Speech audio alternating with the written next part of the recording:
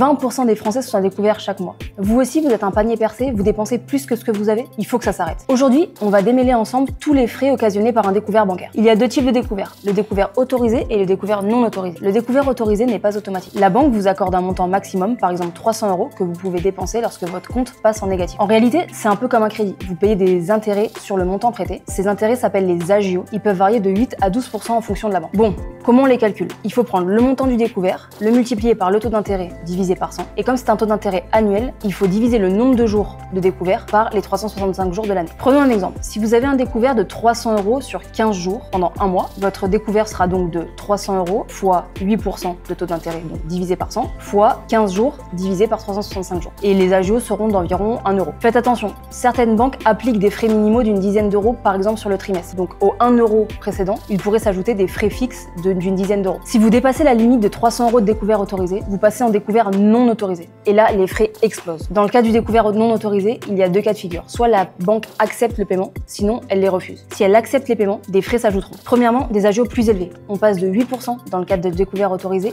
à 16% dans le cadre de découvert non autorisé. Et deuxièmement, des commissions d'intervention de 8 € par incident de paiement. Bon, dans le cas où la banque refuse le chèque, il y aurait des frais de rejet de chèque de 30 € par chèque refusé. Le plus malheureux dans tout ça, l'inscription au fichier d'incident bancaire, devenir fichier Banque de France et interdit bancaire. Bon, sortons de cette situation pénible.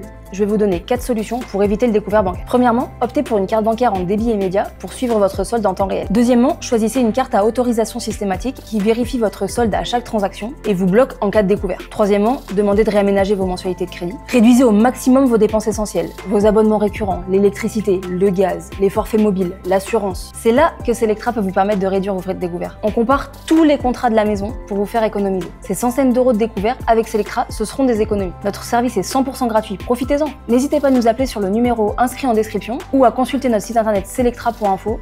Vous retrouverez toutes les astuces pour faire les meilleures économies.